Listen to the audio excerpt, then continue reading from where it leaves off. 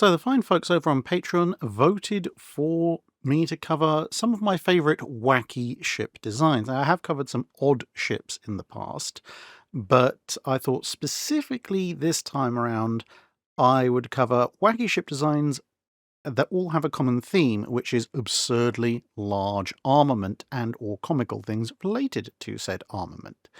So let's kick off with this wonderful ship. Now, some of you may have seen this before, either in other videos I've done or on the internet, because, well, it is a little bit of a meme vessel, but what exactly is it? Well, this is HMS Drudge, or rather, I should say this is an HMS Drudge, because as with a number of other vessels which you find in the Royal Navy, Drudge was, by and large, the name of a ship that was attached to HMS Excellent, the gunnery school, which in itself was named after one of the first ships to be used as an accommodation ship for said gunnery school. And so you can find multiple references to HMS Drudge of various descriptions. So, for example, the previous HMS Drudge was a Frolic-class gun vessel, which can lead to some confusion because sometimes people will say this is the Frolic-class gun vessel in later life. However, the Frolic class are actually a little bit longer. They displace slightly less, but more specifically, the Frolic class machinery spaces, and therefore the location of the funnel, are slightly forward of dead center, whereas on this vessel, as you can see, well, that funnel is very clearly all the way nicely at the back.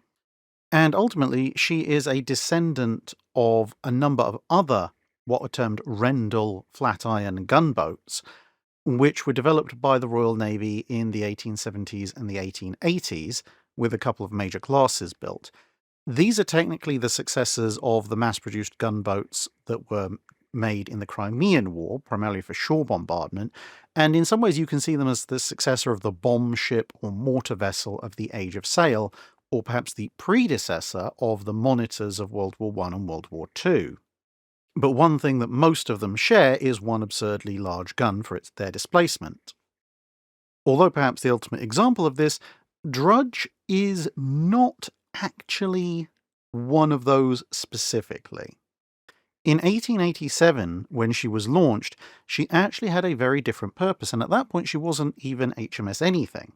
So, to cite the newspaper clipping from the day after she was launched, it says, "Launch of a novel vessel at Walker. Yesterday afternoon there was launched from the Low Walker shipbuilding yard of Messrs. Sir W.G. Armstrong Mitchell and Company, a vessel of a novel description and named the Drudge. The vessel in question is a screw steamer of 400 tons burthen and is intended for the firm's own use as a hopper barge in carrying waste material to sea from Elsick. But, combined with this, she is so arranged that guns of 110 tons, or even heavier, can be mounted and taken out to sea for testing, or, if required, to be used in warfare." And this was basically building on the experience of the Royal Navy's flat iron gunboats, and as it suggests, initially her service was somewhat for waste disposal, but since Armstrong, later Vickers Armstrong, was one of those rather useful companies that could make both the armament and the ship to go with it, as the clipping suggests, it was set up as essentially a test vessel, which actually made an awful lot of sense, because if you're talking about guns of that period, as it says, guns of 110 tons or more, that is quite a weight to be carting around, especially in the 1880s and 1890s, when, of course, you don't have big trucks and so forth. So taking such heavy guns out to a fixed test range on land could be quite difficult, whereas if you could manufacture them either close to the sea or somewhere that had a direct rail connection to the sea, which Armstrong's obviously did, then you could simply take the gun, crane it aboard this vessel, and once it was fitted, you could take it out and test the gun in the wide open expanses of the sea, where you didn't have to worry about anyone or anything. And of course, you could then, if you wanted to, take the gun off again in the same manner that you would fit out or refit a ship. So all the craneage and everything was already in place for that. And as you can see here, she tested a wide variety of guns at various points, including 13.5-inch guns used for the Royal Sovereign class battleships, but some of her most famous photos, including these, are from when she was carrying a 9.2-inch mounting, which, given that as it says it's 400-ton burthen, just under 900 tons displacement. So this is well under 1,000 tons, and she's carrying a gun that is roughly equivalent to either small battleships or some of the larger armoured cruisers. And yeah, those ships outmass her by a factor of 10 to 15. Granted, it is only one gun, and you might think, oh, but she was a test ship. But remember what it says in that newspaper clipping, or if required, to be used in warfare. So as well as being used theoretically for shore bombardment, one of the other ideas of these gunboats, albeit potentially a somewhat less successful idea, depending on who you ask, was as a kind of mobile shore fortification. Because, of course, one of the big problems of shore fortifications is that they don't move. So you can build a really complex, heavily armed fort in one place, but if you have a lot of coastline and a lot of coastal cities and the enemy goes to another place that you haven't fortified, well, all the fortifications at the first place were pretty useless. And if you build and fortify heavy gun emplacements everywhere the enemy might attack, it's going to cost you an absolute fortune. So to kind of square that circle, a secondary use of these various flat iron gunboats was essentially, yeah, okay, they're not going to win any prizes for taking on oceanic ships at sea, but in confined coastal waters, like, say, when someone's coming in to do shore bombardment, well, if you have a small fleet of these scattered up and down the coast, then when you think, the enemy is coming for this location, then a whole battery of heavy guns can very quickly move to that location. And being flat iron gunboats, as the name suggests, having essentially a flat underside, they can go into very, very shallow water, which gives them an advantage in terms of surprise attacks and so forth. But it also means that if, rather understandably, they get hit by incoming fire and sunk, they can position themselves in such a way over a sandbank or such like that they're only going to sink a few inches, maybe a foot or two, at which point you can't sink them anymore, and they are still firing heavy caliber shells at you, potentially from very, very close ranges. I also rather like this photo, which looks like it's got a bayonet fitting on the gun. And now for another ship, which I've mentioned several times in various videos, the Matsushima class cruisers. Yeah. This is not, in fact, a slightly converted ocean liner, nor, believe it or not, is it an attempt to go back to the classic Nelsonian age of sail with just pure gun decks. This is, in fact, a cruiser that does have a main gun. It's just in this particular picture, it's somewhat hidden by the big awning at the back. And yes, you did hear me right, the main gun is at the back. This isn't the case for the entire class, but this is the Voltron class, as I like to call it. And for a very long time, this was the largest class of warship built in Japanese yards. While they upgraded their yards, they ordered all subsequent armoured cruisers and battleships in the pre-dreadnought era from foreign yards, which only ended in the Russo-Japanese War period.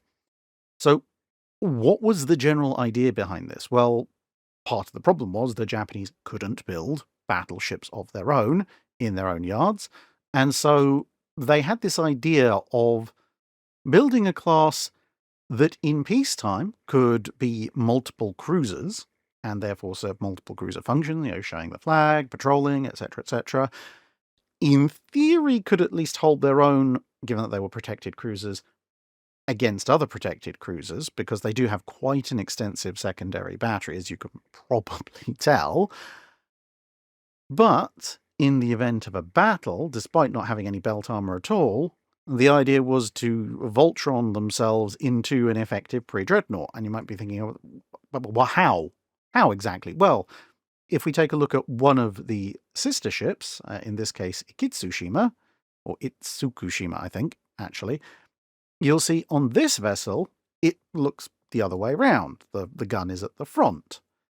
And that's because the idea was to build 4 such vessels, 2 with the guns at the front, 2 with the guns at the rear, and then in battle, in a fleet battle that is, you would have the 2 ships with the guns mounted forward, that being Itsukushima and Hashidate, in front, and then you might have Matsushima and the fourth vessel proceeding behind, so they would have their guns pointing backwards, and between them, that gave them four, in this case 12.6-inch guns, but essentially four pre-dreadnought main caliber guns, and they would then fire on the enemy, and the added advantage was if you did manage to sink one of them, well, the other three would still be perfectly fine, and they'd actually be bringing, as long as they were all afloat, 4 ships worth of secondary batteries, which is actually quite scary when you consider that the secondary battery is around a dozen 4.7-inch guns, which means there's actually 48 4.7-inch guns between the 4 of them, which means a 24 secondary battery gun broadside, which in the year of the hail of fire could actually be quite dangerous. Plus torpedo tubes, of course. But there were a number of problems with this. Firstly, they didn't actually build Matsushima's sister ship, so you ended up with 2 ships with the forward guns and 1 ship with the aft guns, so you only had 3/4 of a pre-dreadnought.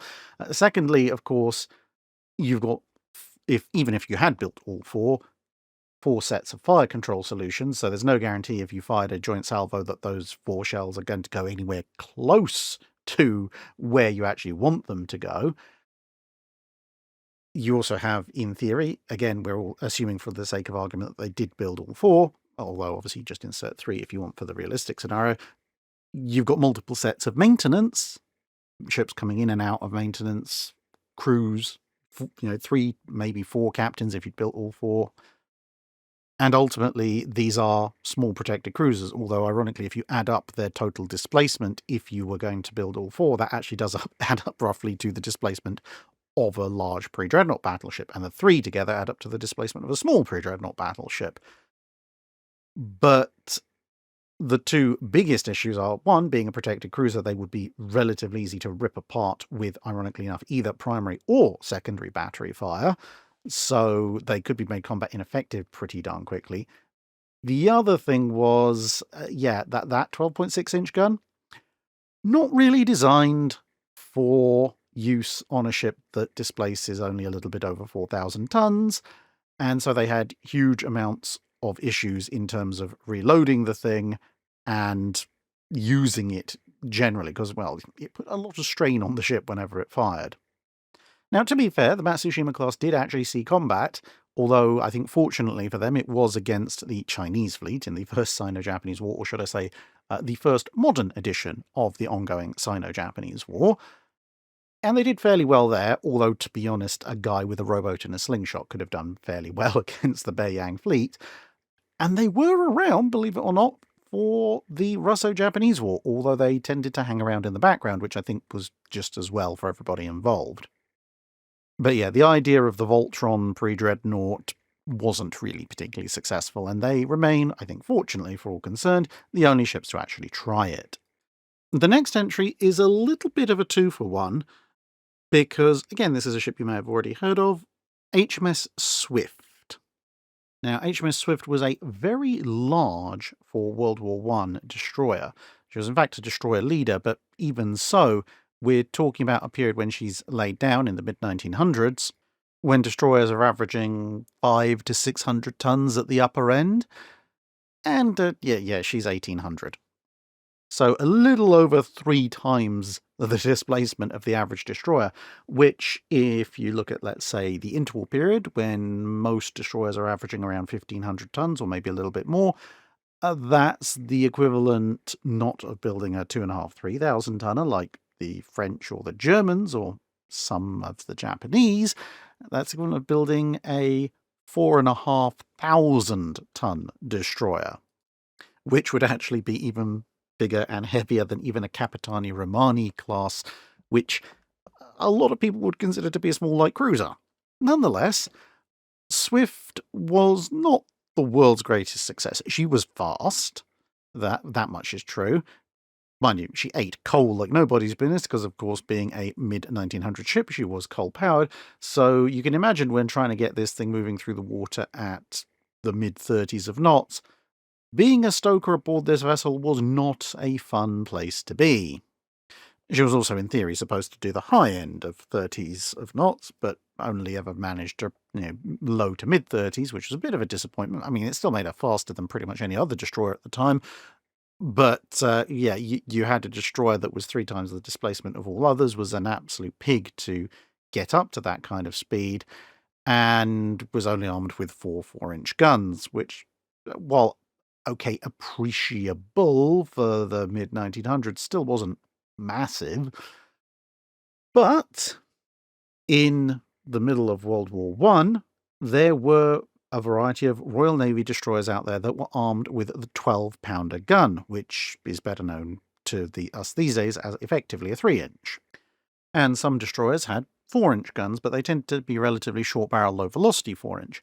Some of the latest Royal Navy destroyers were armed with better 4-inch guns, but a number of the older destroyers, when they met German destroyers, at least when they met some of the newer German destroyers, they reported that they had a bit of a problem, in that the newest German destroyers carried 105mm guns that had a fairly considerable range. So if it was a newer German ship versus an older British ship, the German ship could outrange, and in many cases actually also outshoot in terms of rate of fire, the older British destroyers. And since most of the most modern British destroyers were up with the Grand Fleet, well, that didn't bode well for conflicts in the Channel.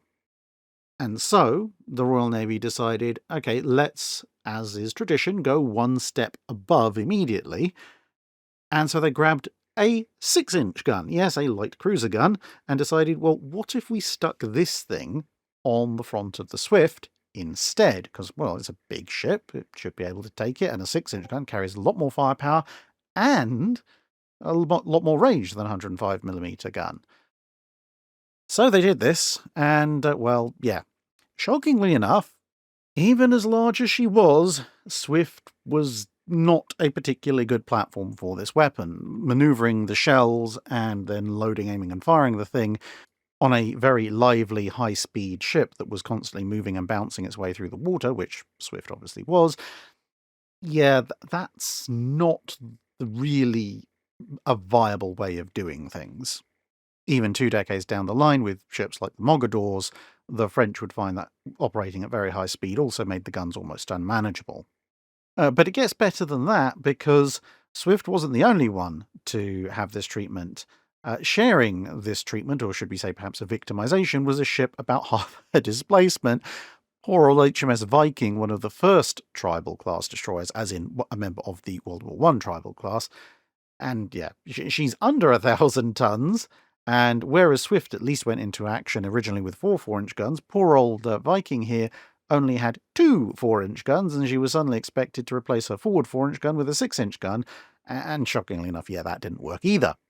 So yeah, the idea of mounting one very big gun on a relatively small ship, shockingly, it didn't work out that well. Although, given the previous iteration, you might think again. Next up, in terms of ships with absurdly large guns strapped to them, 2 of the Lord Clive class monitors. Now, this comes from a slightly convoluted set of circumstances. Initially, of course, there was HMS Furious, a much larger ship with 2 single 18-inch guns, one at each end, plus a third gun as a spare. Then they decided this was a silly idea, and Furious became a semi-carrier with a flight deck at the front and one 18-inch gun aft, but that meant that in the immediate term there were 2 18-inch guns spare. So, of course, what do? They decided they were going to use them to shoot at the Germans anyway. At first, the idea was actually to take them on land, or take them to land in France, and install them there where they could be used to shell German port captured ports that were in German hands. But it turns out the Allied armies weren't advancing far enough to the east in order for them to use the buildings which would be needed to mount the guns in. And so they decided instead, well, why don't we stick them on some monitors? Why on monitors? Well, there'd actually been a bit of an arms race going on between the monitors, and in this case, the Lord Clive class had 12-inch guns taken from old pre-dreadnoughts, and the German coastal defences, which have been getting bigger and bigger and bigger. And of course, one of the advantages of land-based coastal guns is you can massively increase their elevation a lot more easily than you can with ships. So although the 12-inch arm monitors had been quite dangerous initially, they were now outranged. So the solution was, well, if you think you can outrange me, I'm just going to put a bigger gun on and outrange you. And so both the Lord Clive and the General Wolfe had 18-inch guns installed on them. Except that the sensible thing to do, you would think, would be to replace the twin 12-inch turret with a single 18. No, that's far too normal. We're going to leave that in place, we're just going to stick it on the back. Except, yeah, the monitors aren't really designed to support a gun like this, and if you're not replacing the existing turret and barbette mechanism, loading could be a problem, because you'd have to build the entire barbette and loading mechanism into a relatively shallow draft hull. And so instead, the guns were mounted sideways, pointing to starboard. Now, it is a little bit of a common misconception that these guns are completely fixed and welded to the deck. They did actually have some ability to train. Not much. There's only about 20 degrees of play in it, but it at least meant you weren't having to align the entire ship on a broadside target. You just had to mostly align the ship on a broadside target and then do the final refinement into your aiming with the traverse. What they could do, however, unlike the 12-inch guns, was elevate quite high. And in fact, because of the amount of blast they produced, there was a minimum elevation of about 22 degrees, below which you would start to do serious damage to the ship, both in terms of the blast and in terms of the forces that the mounting would be exerting horizontally. Now, this in and of itself might seem somewhat absurdly silly, and indeed it pretty much was, unless you happen to be on the receiving end of the bombardment. However, my favourite little bit of lore about this, which again is something I have mentioned in the past, is these things have their own little railway system. Because the shells were passed up from below through a little hatch just behind the turret or shield, if you like, but the charges were stored in little containers on deck, which, yes, it sounds absurdly dangerous, but to be honest, storing them out on deck is about the only place they won't explode if they get hit. Yes, they are more likely to be set on fire because, well, they're exposed, but it's not like a monitor has particularly great armour anyway. But if they're out in the open, they're more likely to just burn off. I mean, it would be nice being near them, but at least you won't explode. But in any case, these charges were still quite difficult to manhandle, and so they installed this little neat light railway system, which not only isn't just a loop, it's actually quite a nice little L shape. It even has its own switching and siding. It's so cute. And since the Lord Clive class is, or was, I should say, about 335 feet long, that technically means that you could model a Lord Clive class monitor in 1:76 scale, which is the scale of 00 railways in the UK. You can do it 1:87 scale, which is HO if you're elsewhere in the world. But that would mean that you could make a model of a Lord Clive class monitor that's about 4 feet long, a little bit over a metre.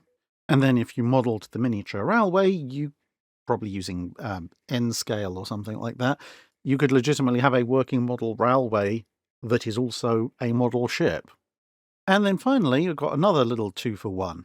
Now, people very often, rightfully, point out that the Courageous class and the associated half-sister Furious in their original forms were questionable design choices at best. However, the idea of a small, absurdly fast, absurdly heavily armed, but incredibly lightly built ship was not unique to Jackie Fisher. And in fact, there were people who actually went a little bit further down that particular rabbit hole than he did. Enter, of course.